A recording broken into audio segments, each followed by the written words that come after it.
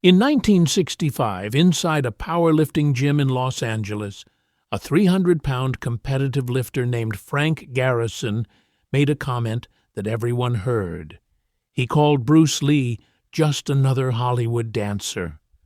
3 seconds later, Frank was flat on his back, gasping for air. But here's what nobody talks about. Why didn't Bruce Lee walk away? Why did he kneel down next to the man instead of letting him suffer? And why did Frank Garrison, the same man who mocked him, show up to Bruce Lee's school every single day for the next 2 years? What happened in those 3 seconds? And what did Lee whisper to him on that gym floor that changed everything? The gym had no name on the door, just a basement on West 5th Street in Los Angeles, where the air smelled like rust and sweat, and the only sound was iron hitting concrete.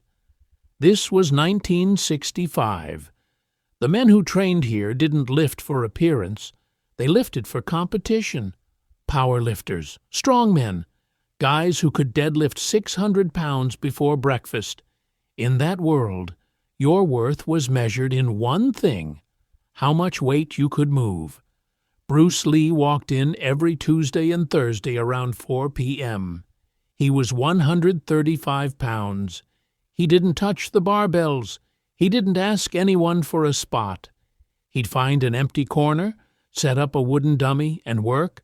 Fast, methodical, mechanical. Punches, kicks, footwork drills. Stretches that looked painful. To the men in that gym, Lee was background noise. They'd glance over occasionally, maybe smirk at the speed bag work, then go back to their bench press. Lee never spoke to them. He didn't need to. But there was one man who couldn't ignore him. Frank Garrison, 6 feet 3 inches, 310 pounds, competitive powerlifter, regional champion in the squat. The kind of guy who walked with his shoulders back, chest out, like his body was a warning. Frank had been training in that gym for 7 years. He knew everyone. He was loud, confident, always had something to say between sets. And for weeks, he'd been watching Bruce Lee. At first, it was casual, just another small guy doing his martial arts thing in the corner. But then people started noticing Lee. A couple of younger lifters asked him about flexibility. One guy asked if martial arts could help with lower back pain. Lee answered politely, showed them a stretch, went back to his training. Frank didn't like it. Not because Lee was rude, because he wasn't. Not because Lee was showing off. He barely made eye contact. It was something else. Lee didn't act like he was in their space. He acted like the space was neutral, like size didn't matter, like strength was just one variable in a much larger equation, and in a gym where strength was religion, that was heresy. So one Thursday afternoon, while Lee was working his footwork drills, Frank set down his weight belt, wiped his hands, and walked over. He didn't walk fast. He didn't need to. The room noticed. Conversation stopped. Weights stayed on the racks. Frank stopped about 10 feet from Lee and said, loud enough for everyone to hear, "You know what you look like, man? A dancer." Lee didn't stop moving. "All that jumping around," Frank continued, smiling now. "That's not real strength. That's performance." Lee finished his drill. He turned. He looked at Frank for a long moment. Then he asked, calm and clear, "You want to see what real strength looks like?" What do you think Frank said next? And why do you think Bruce Lee didn't just ignore him and leave? Frank Garrison smiled. Not a nervous smile, a confident one. The kind of smile that comes from 7 years of being the biggest man in every room. "Sure," Frank said. "Show me." The gym went completely silent. No one was lifting anymore. Everyone was watching. Bruce Lee didn't move yet. He just stood there, hands at his sides, breathing steady. Then he said something that confused everyone. "I'm going to move once, just once, and you're going to end up on the ground." Frank's smile got wider. "Once?" he repeated. Lee nodded. "One movement, but I need you to do something first." "What's that?" Frank asked. "Prepare yourself however you want," Lee said. "Take your stance, tighten your core, set your feet.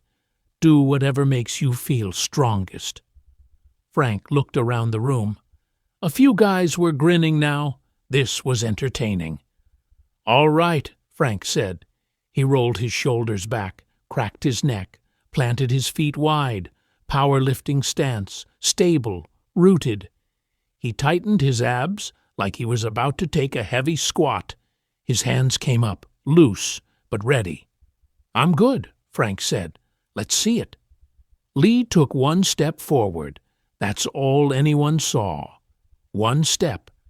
Then Frank Garrison, 310 pounds of muscle and bone, was on his back, staring at the ceiling, mouth open, trying to pull air into his lungs.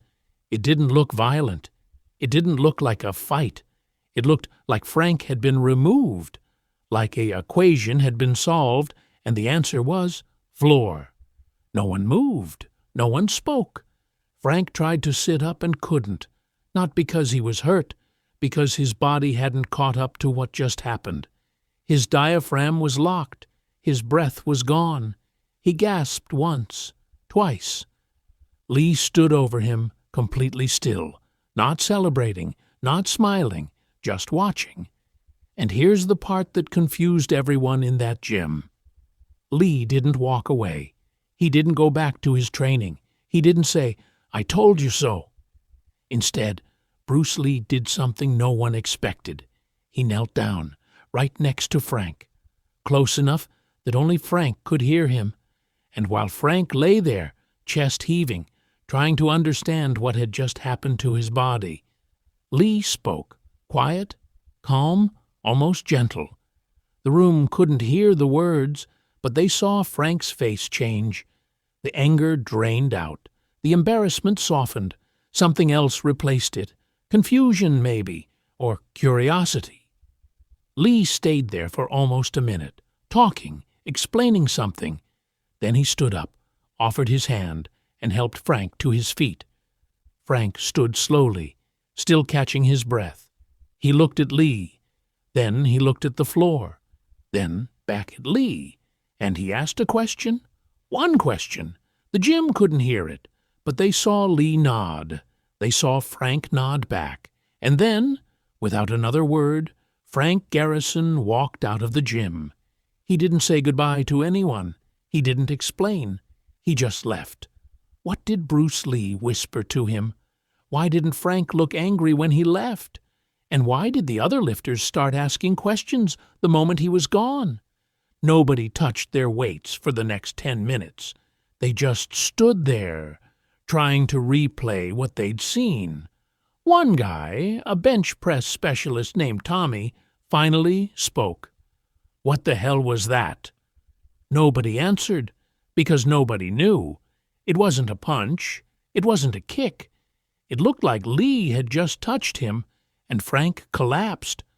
Another lifter, older guy named Ray, walked over to where it happened. He stared at the floor like there'd be evidence. "Did you see his feet?" Ray asked. "Barely," Tommy said. "Did he hit him in the throat?" "No." "The chest?" "I don't think so." They kept guessing. Bruce Lee went back to his corner. He didn't explain. He didn't offer commentary. He resumed his footwork drills like nothing had happened. But now everyone was watching, not mocking, watching. Ray walked over carefully, like approaching a wild animal. "Hey, Lee," Bruce stopped, turned. "Yeah?" Ray hesitated. "What did you do to him?" Lee looked at him for a moment. Then he said, "I'll show you, but not like that." "What do you mean?" "I mean," Lee said, "if you want to understand it, you have to feel it slowly, not fast. Fast is for someone who doesn't want to learn." Ray blinked. "You're saying You'd teach me that? If you want to learn, Lee said, but you have to understand. It's not about the move, it's about structure, alignment, timing. Tommy walked over now, too. Is that some kind of kung fu thing? Lee shook his head. It's body mechanics, physics. You use it every time you lift. You just don't notice. Then why can't we do it? Tommy asked. Because, Lee said, you've been taught to push. I'm teaching you to redirect. The words hung in the air. Redirect, not overpower, not dominate. Redirect. Ray looked at Tommy. Tommy looked back. Can you show us? Ray asked. Lee nodded. Tomorrow, same time. Bring questions, not egos. Then he went back to his drill. The two men stood there, confused, curious, maybe a little embarrassed, but something had shifted. The gym had a different feeling now. It wasn't about who could lift the most anymore, at least not for the next few days, because the next afternoon, when Bruce Lee walked into that basement gym, 7 men were waiting for him, not to challenge him, to learn. Frank Garrison wasn't one of them, not yet. But 2 days later, on Saturday morning, the door opened, and there he was. Frank, gym bag over his shoulder. He didn't say anything. He just walked up to Bruce Lee, who was stretching in his usual corner. Lee looked up. Frank set his bag down, and then he said the words that everyone in that gym would remember for the rest of their lives. Teach me how you did that. Lee stood up. He didn't smile. He didn't gloat. He just nodded. All right, he said, but first, I need to ask you something. Frank waited. When you were on the ground, Lee said, what did you feel? Frank's jaw tightened. He thought about it. Then he answered, and the answer changed everything. What did Frank feel in that moment? Why did it take him 2 full days to come back? And what was Bruce Lee really testing when he asked that question?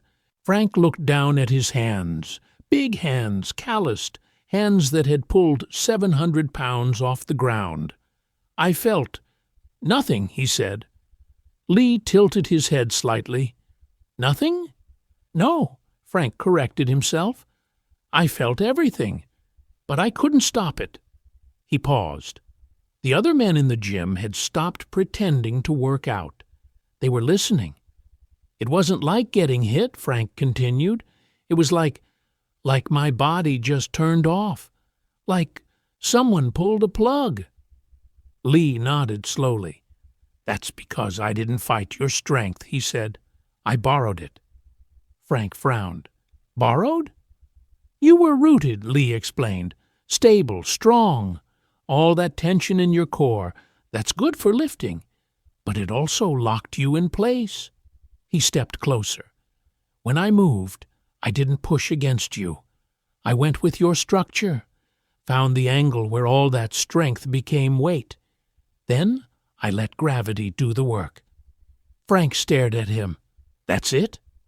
That's it, Lee said. You defeated yourself. I just showed you how. The room was dead silent.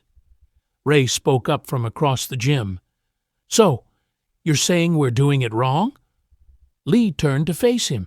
No, you're strong, really strong. But strength without control is just tension waiting to break. He walked to the center of the room now. Everyone gathered closer. Let me show you something, Lee said. He pointed at Tommy. Hit me. Tommy hesitated. What? Punch me. Chest, shoulder, anywhere. Full strength. Tommy looked around nervously. I don't want to. You won't hurt me, Lee said calmly. Try. Tommy set his feet. He was a big guy, 250 pounds, bench-pressed 450. He threw a solid punch, right at Lee's chest, but Lee didn't block it. He didn't step back. He shifted, just slightly. Tommy's fist grazed past him, and suddenly Tommy was off balance, stumbling forward. Lee guided him, gently, to the ground. No force, no violence, just redirection. Tommy sat there, confused. "I hit air," he said. "You hit where I was," Lee corrected, "not where I am." He helped Tommy up. "That's the difference. You're all trained to meet force with force. But force versus force, the bigger guy wins, always." He looked around the room. "I can't outlift any of you. I know that, so I don't try." Frank spoke now, quieter than before. "Then what do you do?" Lee met his eyes. "I wait. I listen. I feel where you're going, and I go with you, until you're somewhere you didn't plan to be." Frank nodded slowly. Something was clicking. "That's what you did to me." "That's what I did to you," Lee confirmed. Then Lee did something unexpected. He bowed, slightly, to Frank. "You gave me your strength for 3 seconds," Lee said. "I'm grateful for that." Frank didn't know what to say, but his throat felt tight. Not from the fall, from something else. Respect, maybe, or humility. He bowed back, awkward, uncertain, but real. And from that moment, the gym wasn't the same. Because Frank Garrison didn't just come back the next day. He came back every day. For 2 years. Why did Frank keep coming back? What was he really learning? Martial arts or something else? And why did other gyms in Los Angeles start hearing about this basement with no name? 3 weeks later, the gym looked different. Not physically. Same weights, same concrete floor, same rust smell in the air. But the energy had changed. Frank Garrison was there every session now, not in the corner lifting, next to Bruce Lee, learning footwork, learning balance, learning how to move his 310-pound frame like it weighed nothing. And he wasn't the only one. Ray started showing up early, asking Lee about hip mobility. Tommy stopped maxing out on bench press every session and started asking about shoulder alignment. Even the older guys, men who'd been lifting for decades, they'd pause between sets and watch. Some of them asked questions, quiet questions. "Why does my lower back hurt after deadlifts?" "How do I stop losing balance on heavy squats?" Lee would answer. Not like a coach, like an engineer. He'd touch their spine, adjust their posture by an inch, and suddenly the weight felt different. Lighter, more controlled. "You're compensating," he'd say. "Your body knows the weight is too much, so it shifts. That shift creates tension. Tension creates injury." He'd show them how to root themselves without locking up, how to generate power without grinding, how to lift heavy without fighting the weight. It wasn't martial arts, it was efficiency. And efficiency was something they understood. Frank changed the most. He stopped talking as much, stopped trying to outlift everyone. He started moving differently, smoother, more deliberate. One afternoon, Ray asked him directly, "Why are you still here, man? You already know he's legit." Frank set down his barbell. He thought about it. "Because I spent 7 years thinking I was strong," he said.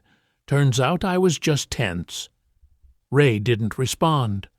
Frank continued. "That day on the floor, when I couldn't breathe, I wasn't scared of him. I was scared that everything I thought I knew was wrong." He looked over at Lee, who was working with Tommy on stance. "He didn't embarrass me. He showed me something I couldn't see, and now I can't unsee it." Word spread fast. Other gyms started hearing about the basement on West 5th, about the small guy who made a 300-pound powerlifter his student. Some people came to test him. They didn't stay long, not because Lee kicked them out, because after he demonstrated on them, slow, controlled, educational, they either left embarrassed or stayed curious. Most stayed. Within 6 months, Bruce Lee wasn't just training in that gym, he was changing it. Powerlifters started incorporating stretches. Bodybuilders started working on proprioception. Strong men started caring about posture. And Lee, he kept showing up, Tuesdays and Thursdays, same time. Still didn't touch the barbells, but now the men with the barbells were touching his equipment. Wooden dummies appeared in corners. Speed bags got mounted. Flexibility mats were rolled out. The gym didn't have a name on the door, but people started calling it something anyway. The place where that Bruce Lee guy trains. And if you wanted real strength, not just big numbers, that's where you went. How did this one incident change an entire gym's culture? Why did Frank's transformation matter more than the takedown itself? And what happened years later when people looked back on this moment? 1992. 27 years after that day. A documentary crew was filming in Los Angeles, interviewing people who knew Bruce Lee before he became famous. They found Ray Martinez in a small gym in Pasadena. He was 61 years old now, still lifting, still teaching. When they asked him about Bruce Lee, Ray went quiet for a long time. Then he said, "Everyone wants to hear about the fight. There was no fight." The interviewer leaned forward. "But we heard he dropped a man twice his size in seconds." Ray nodded. "He did, but that's not the story." "Then what is?" Ray set down his coffee. "The story is what he did after." He explained it slowly, how Lee knelt beside Frank, how he didn't gloat or walk away, how he stayed. "That's the part nobody talks about," Ray said. "He could have humiliated Frank, could have made him a joke, but he didn't." "Why not?"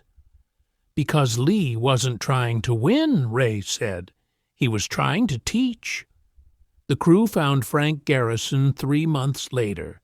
He was living in Oregon, running a small martial arts school, teaching kids. When they mentioned the incident, Frank smiled, not embarrassed, not bitter, just thoughtful. "I was an idiot," he said plainly. "I thought size was everything, strength was everything." "And Bruce Lee changed your mind?" "No," Frank said. "He changed my body. My mind caught up later." He walked over to a photo on the wall. Black and white. Bruce Lee and Frank, side by side, both in training clothes, taken in 1967. "He didn't just teach me how to fall," Frank said. "He taught me how to get back up, how to admit I didn't know something, how to be strong without needing to prove it." The interviewer asked the question everyone wanted answered. "What did he whisper to you that day, on the floor?" Frank looked at the photo for a long time. Then he answered. He said, "You're strong, but strength without awareness is just waiting to be used against you. Do you want to stay strong, or do you want to be complete?" His voice cracked slightly. "I didn't understand it then. Took me 2 days to come back. But when I did, I wasn't coming back to fight. I was coming back to learn what complete meant." He turned to face the camera. "That's what people don't understand about Bruce Lee. He didn't want to beat you. He wanted to show you what you were missing, and if you were smart enough to listen, he'd give you everything." The documentary aired in 1993. It included Ray's interview, Frank's interview, and footage of that old gym on West 5th Street, now demolished, turned into a parking lot. But the story stayed, not as a fight, not as a spectacle, as a lesson, about a man who could have destroyed egos but chose to build them instead, about the moment when strength stopped being about weight on a bar and started being about weight you could carry without breaking. Why does this story still matter decades later? What did Bruce Lee understand that most people miss?